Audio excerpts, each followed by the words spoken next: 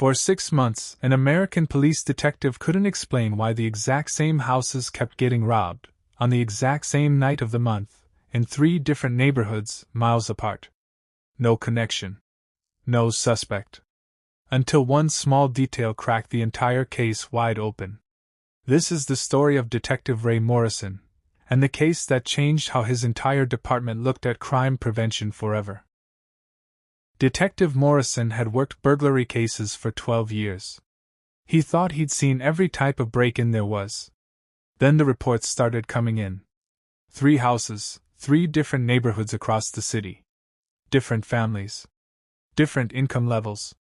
No relation to each other at all.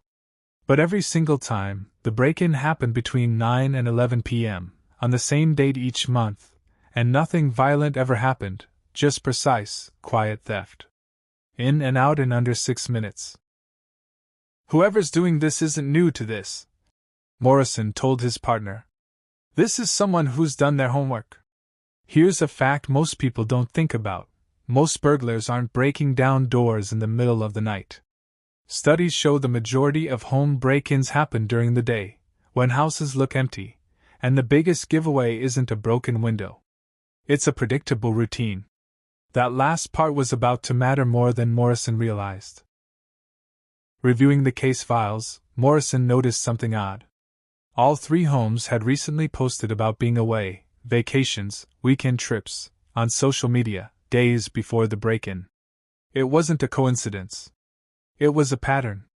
Fact: security experts consistently warn that posting real-time location updates, especially "we just landed for vacation" posts, is one of the easiest ways to accidentally tell criminals your house is empty.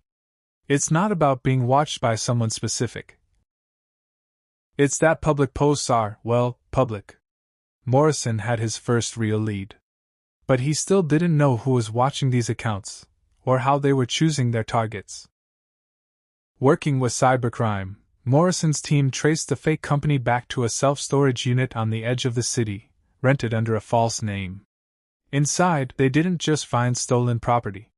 They found a notebook, dates, addresses, and social media screenshots of families posting vacation photos, cross-referenced with delivery schedules for each neighborhood.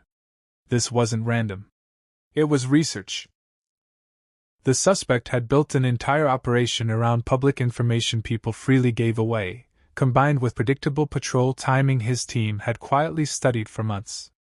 Fact: law enforcement agencies increasingly warn that criminals study patrol patterns the same way they study a target's schedule, which is exactly why unpredictable patrol timing, visible cameras, and simply not confirming an empty house online are some of the most effective deterrents that cost nothing.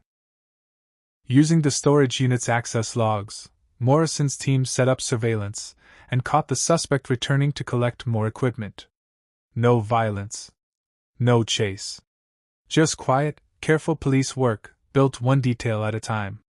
The man had been running this operation for over 2 years, always choosing homes that broadcasted their own absence, and always avoiding the one thing that consistently ruined his plans: homes with visible cameras and unpredictable routines.